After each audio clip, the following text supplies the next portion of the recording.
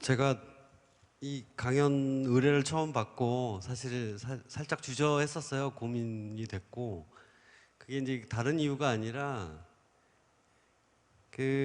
우리가 하는 디자인 슬라이드가 모든 대화 이런 것들이 사실 공감에서부터 비롯되는데 제가 이제 오디언스를 잘 모르니까 무슨 얘기를 해야 될지 감이 안 오는 거예요. 근데 차기 위원장님의 얘기가 이 시대에 이 땅에서 디자인을 하고 있는 많은 후배들이 있으니까 와서 좋은 경험을 나눠달라는 얘기를 듣고 마음이 움직여서 이 자리에 나왔고요.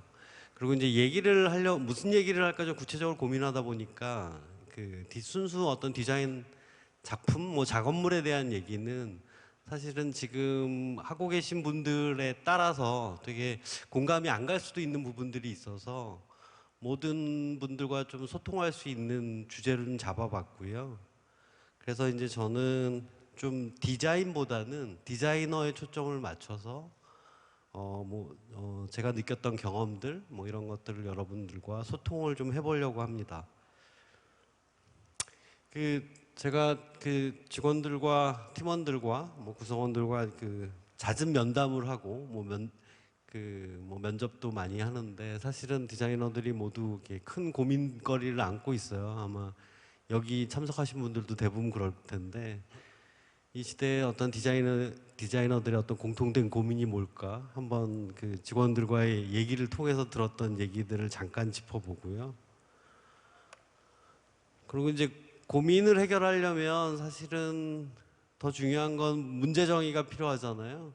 그러려면 또 환경에 대한 이해도 필요해서 지금 이 시대에 디지털 디자인을 하는 우리는 어떤 시대에 지금 살고 있는가에 대한 간단한 어떤 진단을 좀 해보려고 해요. 그리고 그 다음으로는 제가 이제 지금 몸담고 있는 카카오 UX 팀에서 지금 어떤 일을 하고 있는가 이거에 대해서 궁금하실 분들도 있을 것 같아서 워낙 하는 일이 많아서 다 소개해드릴 수는 없지만 짤막하게 가장 좀 핫한 이슈 중심으로 말씀을 드리고요. 마지막으로 제가 후배들 여기 저보다 선배분들도 계실 수도 있겠지만은 대체적으로 후배라고 믿고 다른 후배들과 나눴던 대화 이런 것들을 통해서 우리 디자이너가 어떻게 나아가야 될 것인가에 대한 간단한 얘기를 하고 마무리를 하겠습니다. 첫 번째 제가 그런 여기 아까 들어오다 보니까 이제 전 직장에서 만난 분도 동료도 뵙고 그렇긴 했는데 사실은 개인적으로 면식 있는 분들은 많지 않을 것 같은데 근데 저는 이게 나름 디자이너들에 대한 어떤 모종의 연대감 같은 게 있어요. 그러니까 제가 슬라이드에도 이렇게 써놨지만 하필 지금 이 시대에 이 땅에서 함께 디자인을 고민하는 우리들에 대한 어떤 고민 이런 것들은 사실 크게 다르지는 않을 것 같아요. 그래서 회사에서 주로 이제 면담이나 대화를 통해서 듣던 질문들을 한번 제가 요약을 한번 해봤더니 다들 걱정과 고민과 불안에 휩싸여 있더라고요. 그러니까 대표적인 예가 나 열심히 일은 하고 있는데 잘하고 있는지 잘 모르겠다 이런 고민들을 하고 있고요. 또 하나는 이게 굉장히 공통된 고민인데 어떻게 하면 좋은 디자이너로 성장할 수 있을까? 대체적으로 앞에 부분은 주니어 레벨에서 많이 하는 고민인 것 같아요. 그냥 열심히 시키는 대로 일을 하면서 달리고는 있지만 자기가 어떤 길을 걷고 있는지 그거에 대한 판단이 어려운. 그리고 두 번째는 이제 주니어 티를 벗고 시니어로 성장하기 위한 어떤 과정의 어떤 성장통인데 정말 많은 질문들을 해요. 실제 가장 많이 일어나는 질문들이고요. 마지막은 사실은 이게 이제 시니어 레벨에서 나오는 질문인데 혹시 연상되는 질문 있을까요? 여러분들? 아마 보시면 공감하실 수도 있는데 이런 질문을 제가 최근에도 받았습니다. 근데 놀라운 거는 이게 10년 전에 제가 했던 고민 그리고 그 당시 어떤 디자이너들이 했던 고민과 똑같아요. 내용이 달라지지가 않았어요.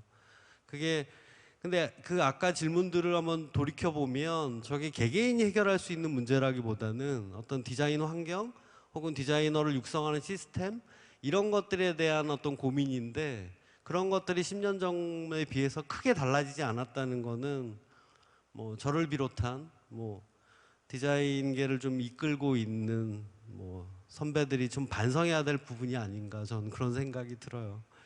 그래서 아무튼 저 굉장히 어려운 문제를 지금 뭐 이 자리에서 제가 해결해 드릴 수는 없고 같이 고민을 해볼 텐데 그건 좀 마지막 챕터로 넘기고요.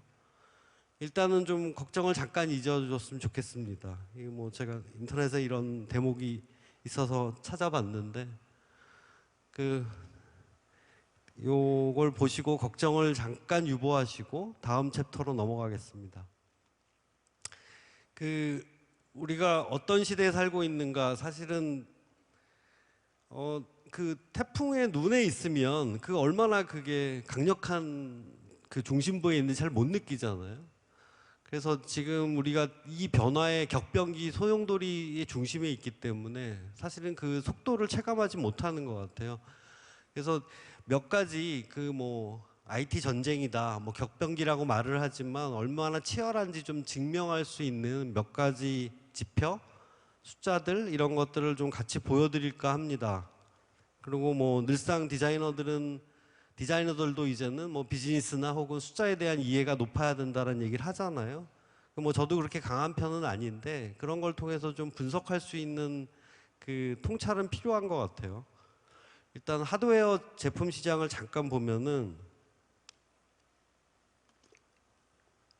저게 무슨 그래프냐면 저 검은색 그래프는 PC를 말하는 거고 저 오렌지색 그래프는 스마트폰을 얘기하는 건데요. 그 제품이 탄생하고 그 출하량 기준으로 판매의 어떤 정점에 다다르는 시간을 나타내는 그래프인데 그 PC가 그 더 이상 이제 성장하지는 않는 시장이잖아요. 이게 그 탄생부터 그 정점에 오르기까지 한 20년이 걸렸다고 그래요. 근데 PC가 그 이전에 어떤 모든 제품을 통틀어서 가장 빠른 시간 안에 정점에 올랐던 제품이고요. 근데 스마트폰은 무려 5년 정도 안팎으로 정점에 치달은 거죠. 그 지금 과거에 나왔던 제품들을 한번 돌이켜 보면은 뭐 대표적인 게 자동차가 있을 것 같고 TV 같은 게 있을 텐데 그게 한 100년이 걸렸다고 합니다. 그러니까 저 주기로 굉장히 빠르게 세상이 변하고 있는 걸 느낄 수 있고요. 뭐 저 웨어러블 스마트워치가 나온 지는 뭐 몇 년 됐지만 사실 본격적인 시장은 작년 애플워치 탄생부터인데 제 발표부터인데 저건 몇 년 걸릴지 몇 년 안에 끝날지 그건 좀 지켜봐야 될 것 같은데 뭐 3년 이내로 어느 정도 정점을 치달지 않을까 저 추이를 본다면 혹은 또 그럴 수도 있죠. 그 뭐 10년 내내 유망주 소리만 듣다가 지금은 약간 관심 밖에서 멀어진 스마트 TV처럼 조금 관심 밖에 밀려날 수도 있겠고요. 근데 이걸 통해서 느끼는 거는 이거는 최근에 그 텐센트의 그 트렌드 리포트에서 나온 얘기인데 그 모든 그러니까 IoT가 거의 메인스트림으로 부각되면서 모든 사물에 어떤 인터넷이 탑재가 되면서 지금 스마트 하드웨어가 저렇게 많이 개발이 되고 판매가 되고 이용을 하고 있다고 해요. 근데 저 추세로 보면은 이 하드웨어 시장도 더 빠르게 변할 것 같아요. 근데 IoT가 이슈화되기 전까지는 해도 사실 하드웨어는 죽었다고 그랬었거든요. 그러다 이 최근에 트렌드가 저렇게 급격하게 변하고 있습니다. 다음 지표는 스타트업 혹은 IT 기업의 환경에 대한 얘기인데요. 그 모두 이제 대박의 꿈을 꾸고 창업을 해서 그리고 뭐 혹은 나라도 청년 창업을 그 부추기고 있지만은 이 스타트업이나 IT계에 이런 그 속설이 있어요. 그 뭐 정확한 통계는 아닌데 100개 기업이 스타트업 중에서 10%, 1% 정도, 한 개 정도가 대박이 나고 90%는 망하고 나머지 9%는 뭘까요? 버티는 거죠. 그러니까 망할 정도도 아니고 계속 유지할 정도 아니고 투자는 어느 정도 받고 그러다 저 9%는 또 반복이 되는 거예요. 9% 중에서 1%만 또 살아남고 그러니까 이게 현실이거든요. 그게 정말 그 실패가 너무나 그 당연한 게 받아들여지는, 그러니까 경쟁이 워낙 치열하다 보니까 그 저희 뭐 카카오는 뭐 스타트업 기업은 아니지만은 저희 내부의 서비스들의 어떤 흥망성쇠를 보면은 저희도 사실 크게 다르진 않아요. 그러니까 잘된 서비스만 유저들이 기억할 뿐이지만은 내부적으로 접고 다시 그 뭐 프리징하고 그런 서비스들이 오히려 훨씬 더 많은 숫자인 거죠. 이게 대한민국만 이런 현실이 아니라 이거는 연말에 나왔던 아티클인데 그 올해 안에 몇몇 죽은 유니콘을 보게 될 것. 유니콘이 그 1억 달러 미만 이상의 가치를 갖는 어떤 스타트업을 말하는 그 용어인데요. 이게 그 외국의 벤처 캐피탈리스트가 한 말인데 지금 우리가 스마트폰 서비스라고 생각하면 흔히 떠오르는 뭐 트위터, 뭐 에버노트, 드랍박스 뭐 이런 것들이 지금 다 위기를 겪고 있고 경영난을 겪고 있고 되게 그 좀 불안불안한 상태.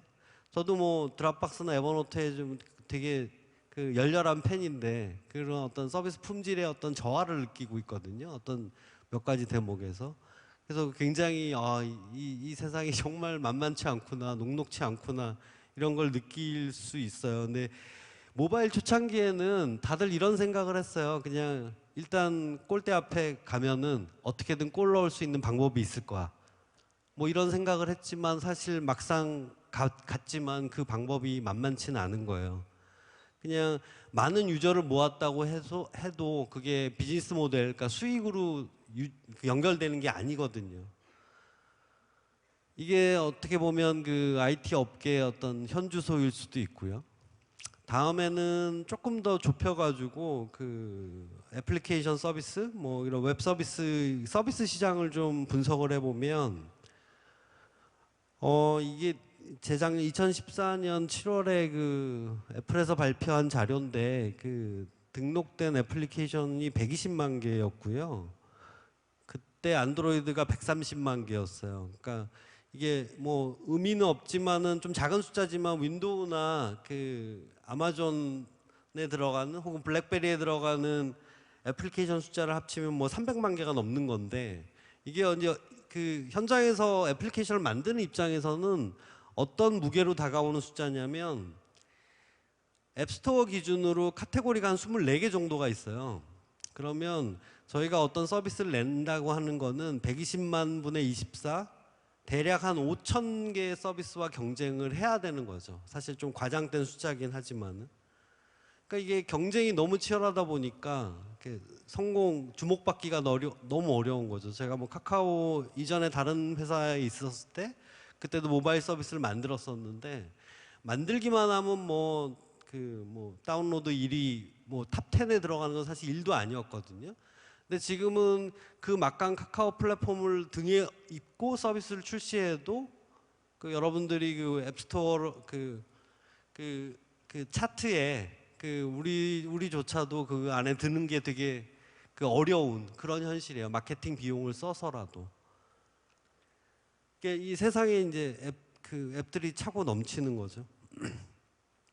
이거는 그 다음 시절에 그 2014년도에 그 리서치에서 나왔던 자료인데 그 젊은 친구들이 한 얘기예요. 그냥 리얼 보이스인데 이미 내 스마트폰은 세팅이 완료됐다. 새로운 앱에 대한 필요성 전혀 못 느낀다. 그런 얘기를 합니다. 그리고 어떤 새로운 앱을 쓴다 하더라도 친구들의 어떤 추천을 통해서 정도만 겨우 깔아보고 써보고 마음에 안 들면 바로 지운다고 해요.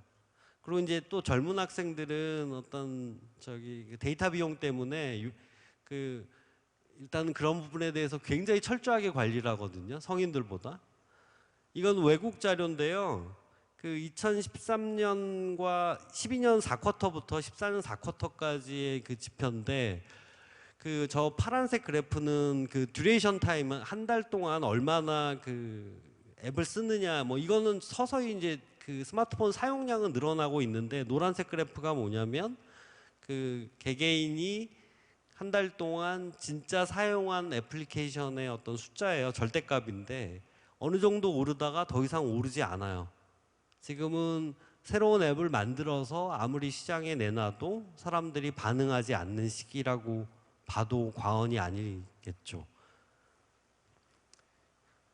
제가 책을 읽다가 그 덴마크의 인덱스 어워드라는 그 재단이 있는데, 디자인 재단이 있는데, 뭐 세상 주로 제3세계의 어떤 좀 이로운 제품을 만들려고 하는 그런 시도들을 많이 하는 재단의 그 대표 인터뷰를 보다가 되게 깜짝 놀란 적이 있어요. 그러니까 그걸 제가 잠깐 읽어드리면은, 그 이미 공급 과잉이라면, 또 지속 가능하다는 확신이 없으면 디자인하지 마라. 세상에서 가장 필요하지 않는 것은 더 많은 쓰레기고, 쓰레기는 이미 충분하다고 믿는다. 이 세상에 하얀색 컵이 몇 개나 존재할까? 다양한 취향을 만족시키기 위해서 과연 더 많은 하얀 컵이 필요할까? 아니면 현재의 수준을 유지하고 다른 무언가 의미 있는 일에 초점을 맞추는 게 좋을까? 뭐 이런 내용이에요. 그러니까 사실 지금도 뭐 회사에서 애플리케이션을 만들고 다양한 서비스를 만든 입장에서 되게 반성이 되는 대목인데, 나는 정말 약간 취향만 다른, 약간 더 예쁜, 뭐 약간 기능이 더 좋은 또 하얀 컵을 만들고 있는 게 아닌가, 뭐 이런 반성을 하게 되는 시점인 거죠. 사실은 큰 의미가 없는. 그리고 더 안타까운 거는 디자이너의 어떤 그런 창의적인 혹은 그런 어떤 통찰이 그런 하얀 컵을 더 하나 만드는 데 집중되는 거는 사실 슬픈 일이거든요. 그러니까 이 환경진단을 약간 요약을 하면 그냥 세상은 진짜 빨리 움직이고 있고요. 생각보다. 성공하기는 정말 어려워요. 정말 어렵고, 그건 카카오도 마찬가지고요. 서비스는 너무너무 많아요. 만들어 더 양산하는 게 무슨 의미가 있나 싶을 정도로 많아요. 그러니까 사실 이런 상황이에요. 그러니까 참 답이 없어요. 그러니까 이거 어떻게 해야 되지? 뭐 내부에서 뭐 전략 회의도 하고 아이디어도 많이 내고 그러지만은 사실 만만치 않은 게 이 시대입니다. 하필 이 시대가 그래요.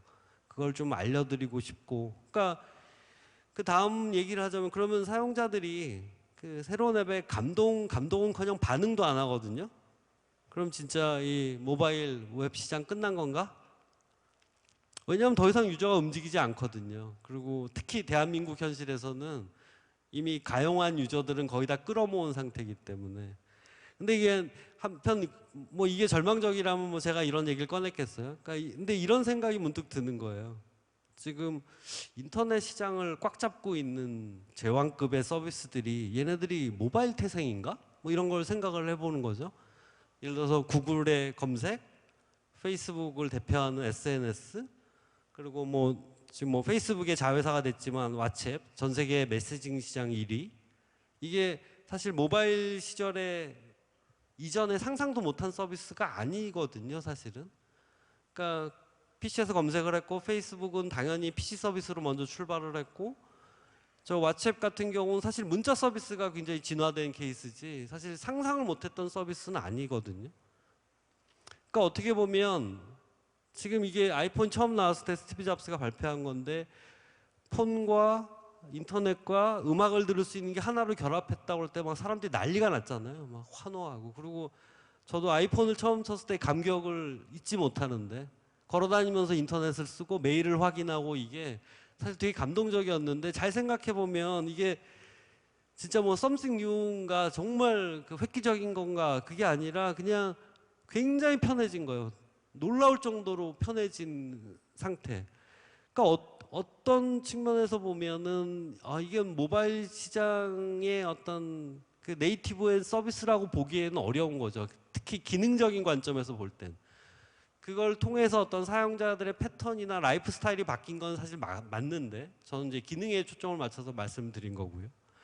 그러면 상상도 못했던 모바일 네이티브 서비스는 뭘까라는 궁금증이 드는데, 저는 이 두 개를 꼽거든요. 우버가 2009년, 에어비앤비가 좀 빨랐더라고요. 2008년에 나왔는데, 어떤 서비스인지 다 아실 테니까 저는 설명은 안 드릴 테고, 저 두 서비스가 보여주는 가치와 새로운 그 시장의 어떤 변화는 예전에 상상하지 못했던 파급력이 있어요. 그래서 오죽하면 이런 말이 있잖아요. 우버 모멘트라고.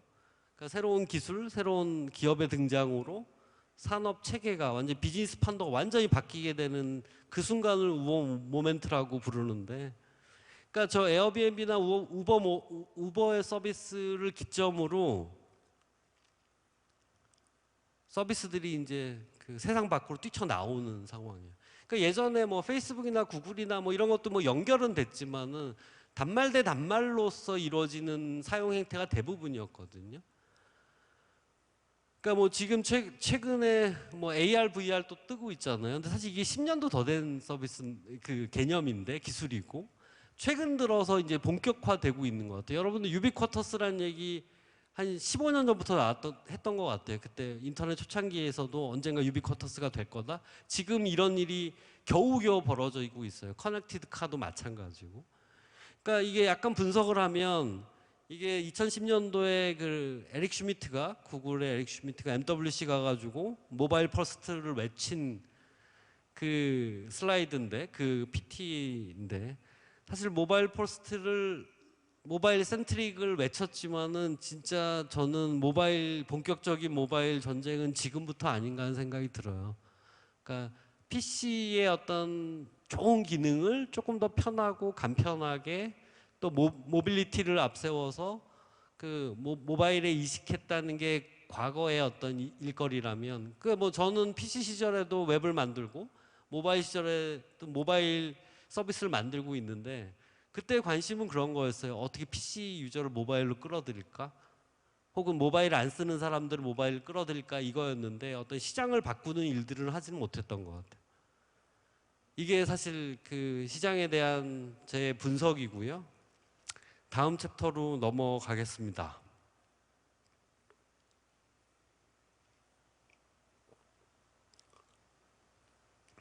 제가 이 발표 리허설을 한 번도 안 해보고 바로 직전까지 문서를 만들고 있어가지고 7시까지죠. 7시 시간은 맞출 수 있을 것 같습니다.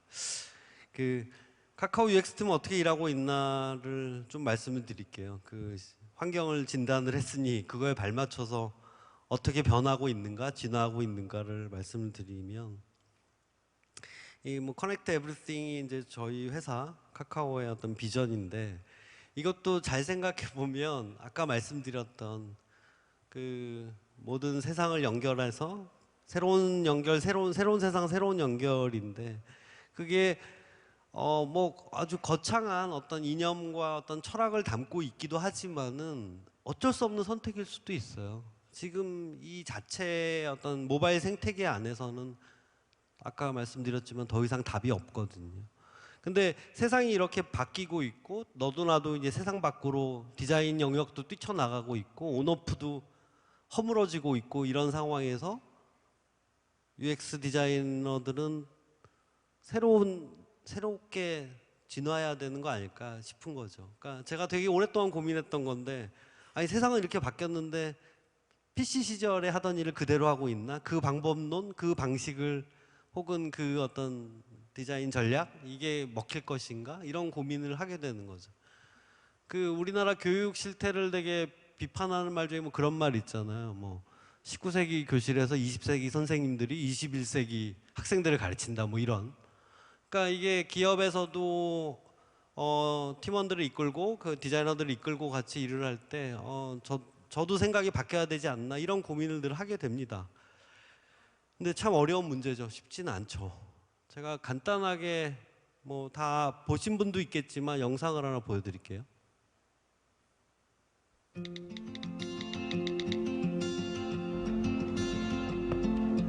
Let me go.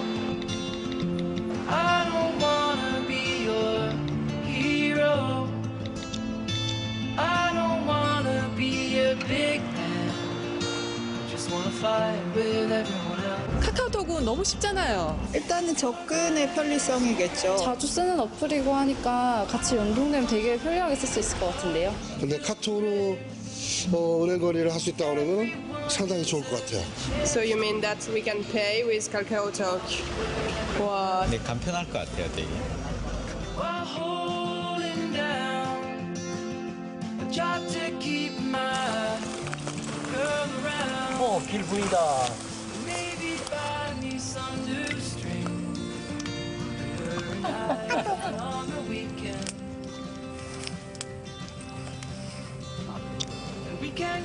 이거 좀 보내고 잠깐만 있어봐.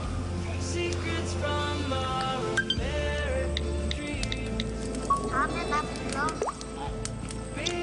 알겠습니다, 기장님. 아니에요. 좋아하는 것 같은데. 아니에요.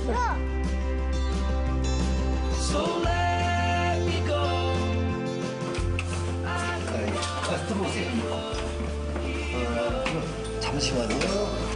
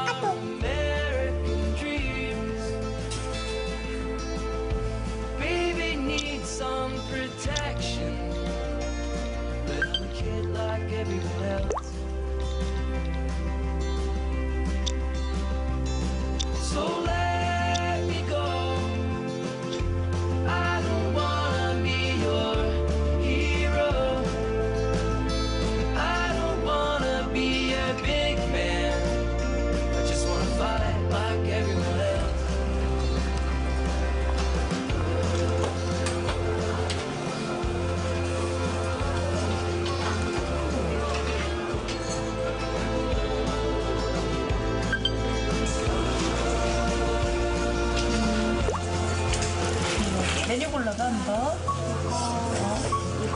난 땡지. 자,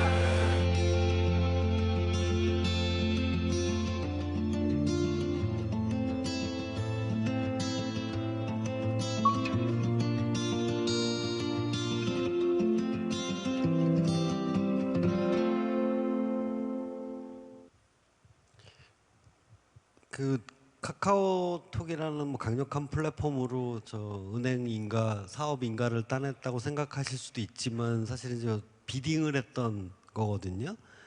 그래서 이 동영상을 보여드린 이유가 사실 저기에 나온 내용들에 그걸 심사하시는 분들이 감동을 받아서 카카오를 선택했다 뭐 이런 후문이 있어서 보여드리고 조금 더 부연 설명을 해드리면 이건 어제 제가 신문 아티클에서 본 거예요. 바로 금융에도 아까 말씀드렸던 우버 모멘트가 오고 있다. 향후 10년 안에 금융 관련 직군 절반 이상이 사라질 것이다.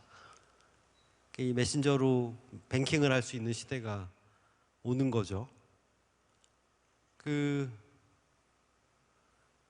여기 그 카카오뱅크의 어떤 전체적인 UX 전략, 컨셉 수립, 시나리오 설계, 뭐 이런 디자인 이런 것들을 그 제안 작업에 참여했던 디자이너의 어떤 제가 어떤 역할을 했느냐 뭐 이런 것들을 좀 요약해 달라고 그랬더니 이렇게 적어줬어요.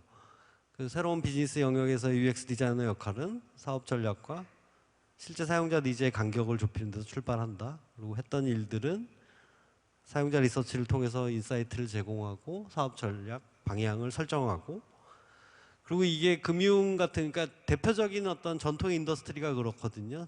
제공자, 제작자 마음대로잖아요. 자기네 상품 위주로 상품에 맞춰서 유저를 끼워 맞추는. 그러니까 이게 뭐 여신이 수신이 뭐 이런 상품에 맞춰서 이제 그 제품을 개발하는 게 아니라 실제 사용자한테 밀착해서 그들의 어떤 니즈나 페인 포인트를 통해서 어떤 금융 서비스의 새로운 모델을 발굴하는, 그래서 컨셉을 좀 수립하는 이런 과정들을 했고요. 역시 사용자 니즈 기반의 아까 뭐 동영상에서 나왔던 그 사례들이 실제 시나리오를 만들어서 화면 디자인까지 했던 과정들, 이런 것들이 최근에 저희 UX 팀에서 했던 어떤 대표적인 UX 사례고, 어쩜 과거에 했던 전통적인 UX 업무와 조금 결이 다른 도전을 하고 있습니다. 근데 어떻게 보면 사실은 더 기본으로 돌아간 것 같아요. 더 유저한테 밀착하게 될 수밖에 없는 상황이 됐거든요. 그 약간 좀 정리를 하면 기술 발전은 정말 우리의 어떤 호흡보다 훨씬 더 빠르고요. 온오프 경계가 무너진 지는 꽤 된 것 같아요. 지금은 사실 의미가 없어요. 여기 그 어워드 포 디지털이라고 돼 있지만은 사실은 그 디지털에 사실 의미가 없거든요. 지금 오히려 더 아날로그로 회귀하고 있는 상황이라서, 그러다 보니까 이 시장 판도가 완전히 리셋이 된 것 같아요. 이제 처음부터 다시 어떤 누가 더 좋은 가치를 제공하느냐에 따라서 새로운 시장이 열릴 수밖에 없는, 우버가 했듯이. 근데 아직 시장이 없기 때문에, 혹은 덜 열렸기 때문에 데이터가 없어요. 뭐 빅데이터 얘기를 하지만은 어떤 잠재적인 데이터는 있지만 실질적인 데이터가 없기 때문에 사실 사용자에 대한 이해가 더욱더 중요한 시대가 돼버린 것 같아요. 그렇다 보니까 이제 언제나 뭐 우리의 본업이잖아요. 사용자 접점에 서 있던, 가장 가까웠던 UX 디자이너가 전면에 나서야 될 때라고 저는 믿고 있고요. 그래서 이제 저희가 어떤 팀의 어떤 R&R, 이걸 뭐 작년 후반부에 그냥 되게 명확하게 나눴어요. 사실은 되게 많은 일을 했지만은 사용자 기반의 사용자의 어떤 가치를 조금 더 밀착해서 발굴할 수 있는 리서치를 훨씬 더 강화를 하고, 이를 또 빠르게 검증을 해야 되잖아요. 시대가 너무 빠르게 돌아가기 때문에 검증해서 아닌 건 접고 또 진화시키고, 그런 이터레이션을 하려면은 사실 구현 역량이 굉장히 필요하거든요. 그래서 저희 UX팀은 조금 더 구현 역량이 내재된 그런 인력들의 어떤 비율이 점점 더 늘어나고 있습니다. 그래서 좀 세분화하면은 좀 평가 리서치, 전통적인 어떤 유저빌리티 테스트 같은 평가 리서치도 하고 있지만은 어떤 새로운 가치를 발굴하고 있는 생성 리서치의 분야, 그 다음에 좀 미래 인터페이스를 설계하고 미래 UX를 고민하는 멀티모달 인터랙션, 그 다음에 좀 더 실험적인 그런 좀 앞서가는 그런 어떤 UX를 도전을 하고 있고요. 이건 너무 뭐 업무적인 얘기이긴 한데 빨리 설명하고 넘어가겠습니다. 그러니까 좀 전통적인 평가 리서치는 뭐 UX 사용성 평가, 뭐 개선 방향 제안, 뭐 이 정도라고 한다면은, 지금 포인트는 오히려 더 제너레이티브 생성 리서치에 더 초점이 가 있어요. 그래서 우리 회사 같은 경우는 또 오토나 핀테크 뭐 이런 쪽에 굉장히 관심이 있고 온디맨드 서비스들 많이 출시하고 있기 때문에 사용자 가치를 미리 좀 발굴하는 그런 역할들을, 그리고 가설을 하고 검증을 위한 래피드 프로타이핑 빨리 만들어서 보여주고 직접 실제 물건을 갖고 사용자들한테 보여주는 역할, 이런 것들을 내재화시키고 있습니다. 당연한 건데요. 지금 시장이 더 혼란스러워지면서 사전에 선행 점검하는 게 훨씬 더 리서치 효과는 큽니다. 인터랙션 파트에 하는 역할인데, 이 부분은 일단은 좀 생략은 할게요. 앞서 뭐 계속 설명을 많이 드려서. 이건 제가 올해 저희 팀원들한테 줬던 목표 중에 몇 줄인데, 이제는 과거에는 디자이너가, UX 디자이너가 되게 제너럴리스트가 돼야 된다라는 어떤 견해도 있었고 이것저것 많이 해야 되지만, 근데 조금 더 전문성을, 스페셜티를 뾰족하게 갈고 닦아라. 그래서 슈퍼 스페셜리스트 집단으로 거듭나야 된다. 그리고 뭐 저기 미래, 빨간 줄을 걷던 보이지 않는 미래를, 가치를 제안하고 만들어가는 진짜 정말 멋있는 디자이너, 이런 게 필요한 시기다. 뭐 이렇게 얘기를 했었어요. 이게 올 초에 나왔던 얘기이고요. 뭐 간단하게 뭐 UX 팀이 어떻게 진화하고 있는가 카카오 UX 팀이 보여드렸고요. 마지막 챕터입니다.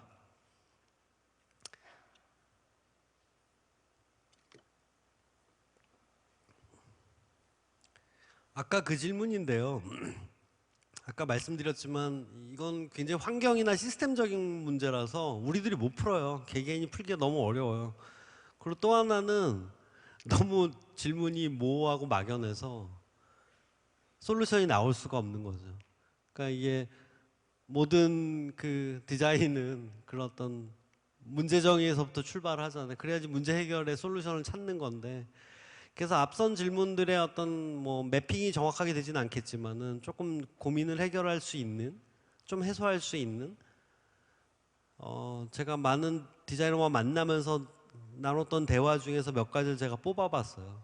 아마 공감 가시는 분들이 많으실 것 같은데, 대화 1입니다. 저는 디자인 정말 잘하는데요. 커뮤니케이션에 좀 문제가 있어서 항상 손해를 봐요. 그리고 너무 말주변이 없어서 PT도 자신이 없고요. 근데 디자인 더 잘하고 싶은데 부족한 역량 향상에 집중해야 되느냐, 이런 고민이 많습니다. 사실 이거에 공감하시는 분들이 좀 있을 수도 있는데, 제가 이 질문을 받으면 제가 저 나름대로의 개똥 철학 이론이 있는데, 일단 화이트보드를 가서 이제 원을 그려요. 그래서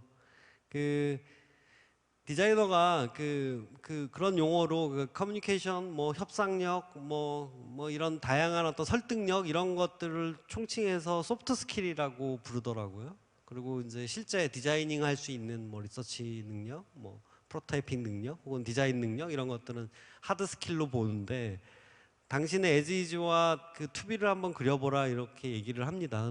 보통 이제 고민이 있는 친구들은 나는 하드 스킬은 굉장히 좋은데 말을 잘 못해서 이런 식으로 그려오고, 저 정도 이렇게 밸런싱을 갖춰야 될 것 같아요. 저렇게 노력하고 싶습니다.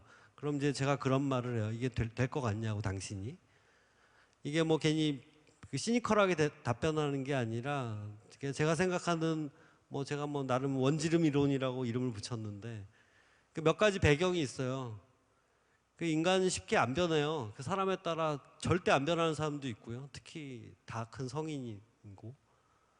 그리고 우리 능력은 되게 유한합니다. 주어진 시간은 누구에게나 다 같잖아요. 그리고 어떤 사람이라도 뛰어난 장점 한 가지씩은 있어요. 근데 이게 문제는 단점 보완에 집중하다 보면 정말 죽도 밥도 안 될 수도 있어요. 장점이 정말 무뎌질 수도 있는.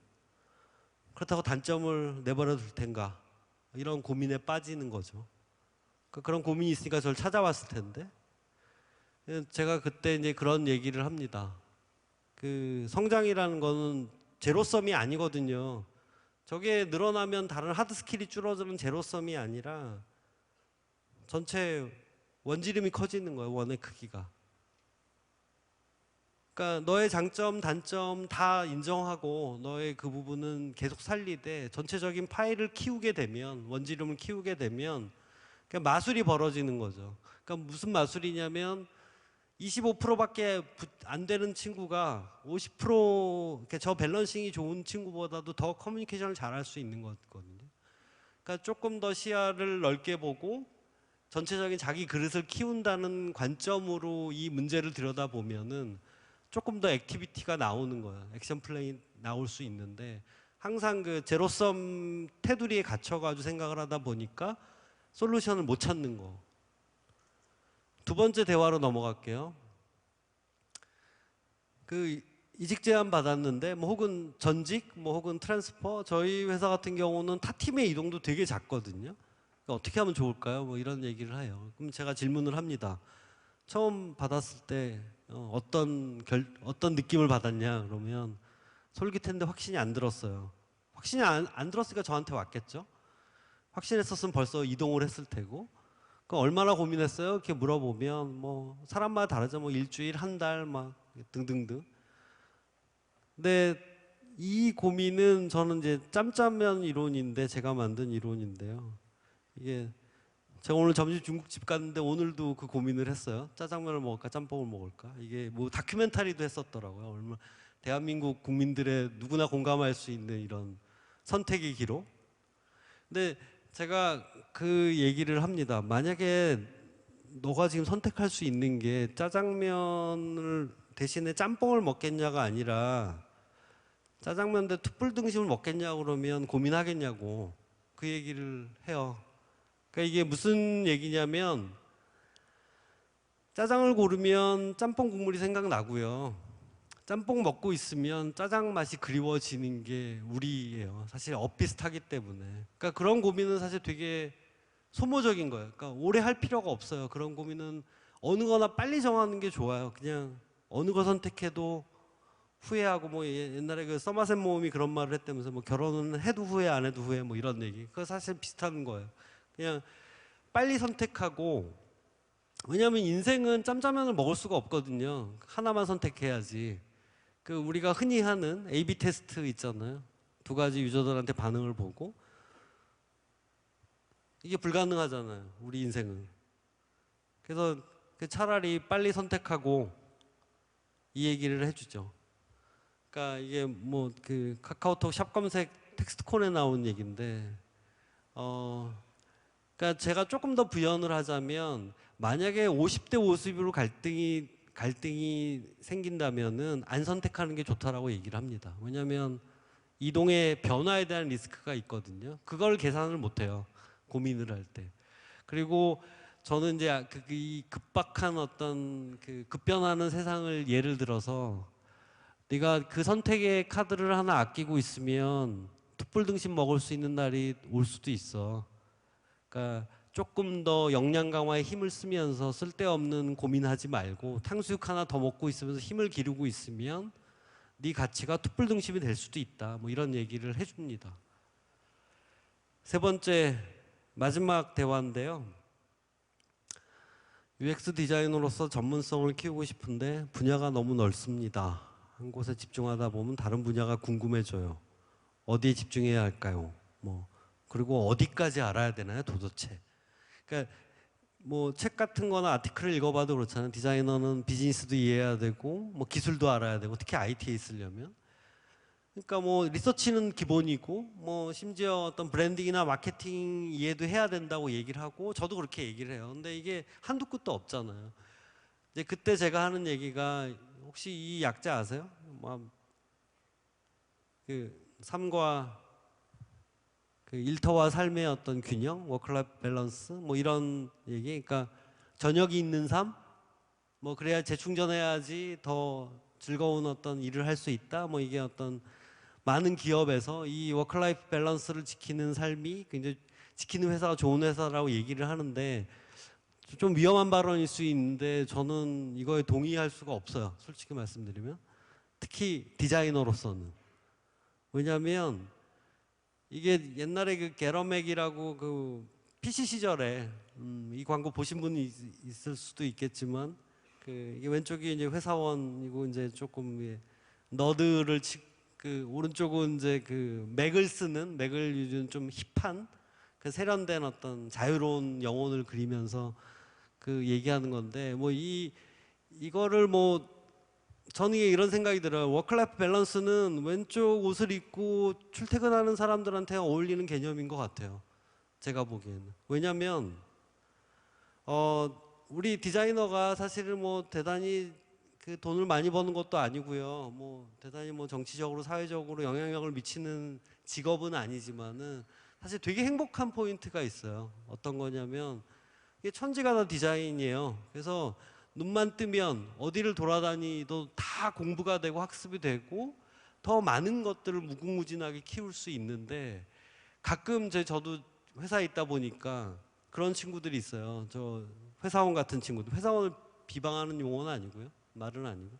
어떤 친구들이냐면 퇴근 후에 어떤 인생이 시작되는 친구들 있잖아요.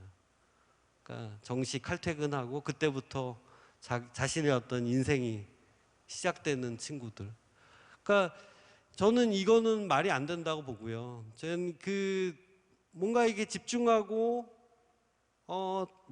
몰입하고 이런 게 없이 좋은 디자이너가 될 수 있다라고 생각하지는 않거든요. 근데 제가 이런 얘기를 할 때는 굉장히 좀 설득력이 약했는데 작년 초에 그 유명한 경영의 그룹 그 잭 웰치 지금 81세더라고요. 그 사우스 바이 사우스 웨스트라는 컨퍼런스에 나가서 이 양반이 이런 얘기를 했어요. 제가 하고 싶었던 얘기를 그대로 해주더라고요. 그런 거 없다. 균형 없다. 그냥 전부 선택이다. 50대 50을 하든 뭐 60대 40을 하든 그거에 따라 결과가 나온다.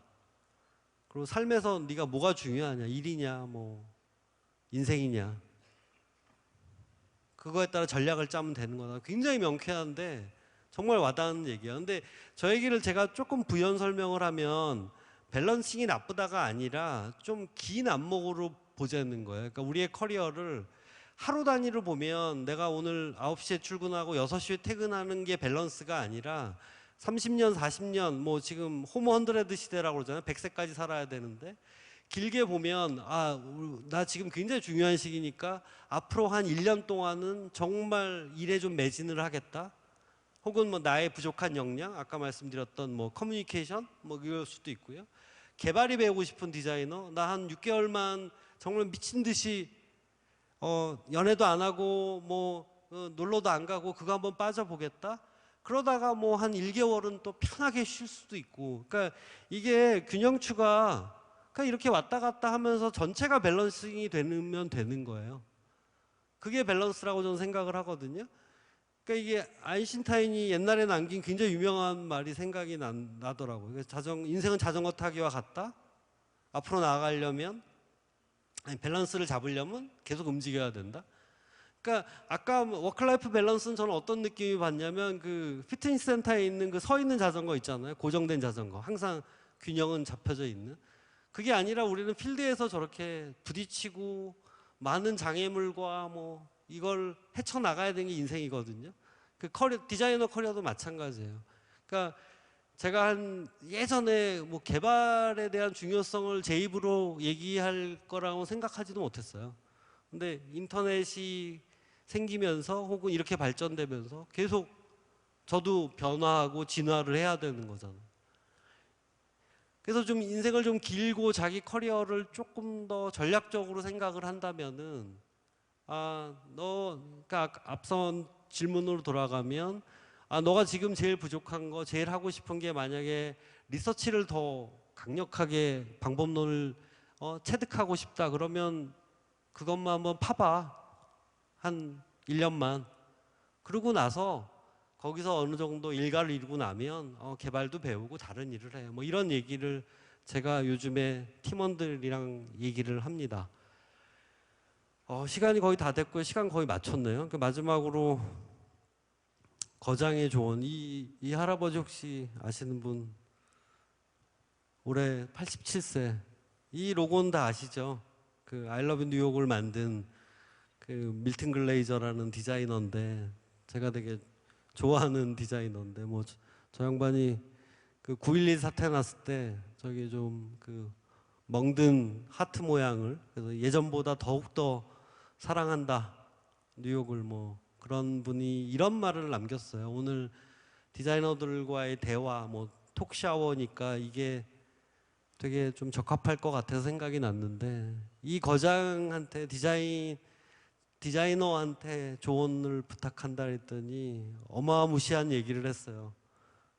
디자인은 아주 어려운 일이다. 놀라울 정도로 끈기 있고 악착 같아야 한다. 마치 지옥에서처럼 일해야 한다. 평생을 두고 끈기 있게 일하지 않는다면 훌륭한 디자이너가 될 수 없어요. 라는 얘기를 남겼습니다. 이 노인네가.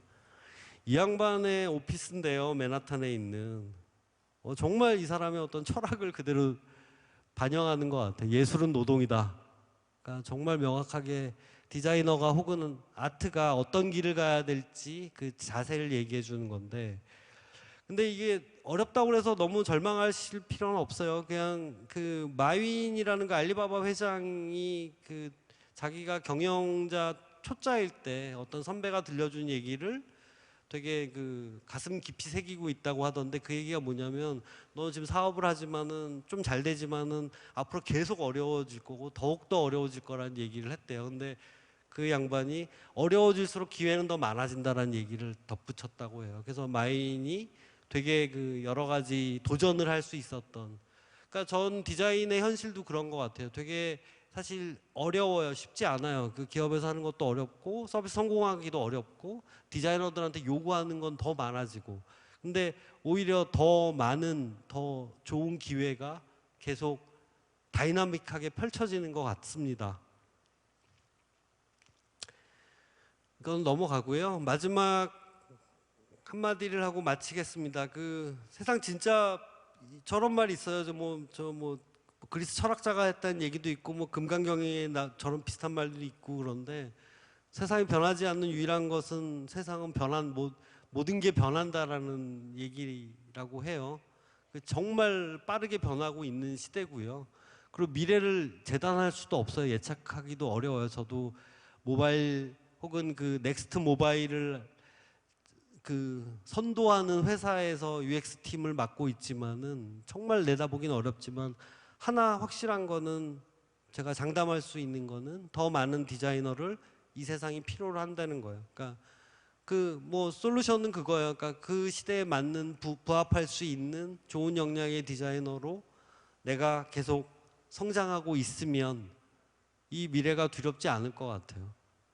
그래서 그 올 초에 그 팀원들에게 들려줄 얘기를 좀 자료를 찾다가 UX 매거진이라는 곳에 나왔던 얘기인데 이게 되게 놀라운 얘기예요. 그러니까 우리에게 익숙한 UX라는 이름이 다른 이름으로 불릴 수도 있는 어떤 드라마틱한 변화를 겪을 것인가? 뭐 이런 그 발문, 그 전문이 있어서 전체 아티클을 읽고 되게 감동을 받았었는데 감동이라면 자극을 받았는데 후배들이 그런 얘기 많이 합니다. 지금의 상황이 너무 혼란스럽고 뭐 앞으로 어느 길을 가야 될지 모르고 막 이렇게 얘기하면 제가 요새는 그렇게 얘기해요. 결론을 알면 드라마가 아니지. 그렇게 얘기를 합니다. 오히려 이 상황을 인지하고 이거에 대한 어떤 변화를 모색하는 혹은 이 변화를 즐기는 그런 어떤 자세만 돼 있으면은 이 변화는 굉장히 즐거운 롤러코스터가 될 거예요. 그래서 저도 현장 일선에서 계속 그 변화를 더 즐기고 선도하는 그런 디자이너로 계속 남아 있으려고 노력을 하려고 합니다. 나날이 성장하는 디자이너가 되시기 바라겠습니다. 고맙습니다.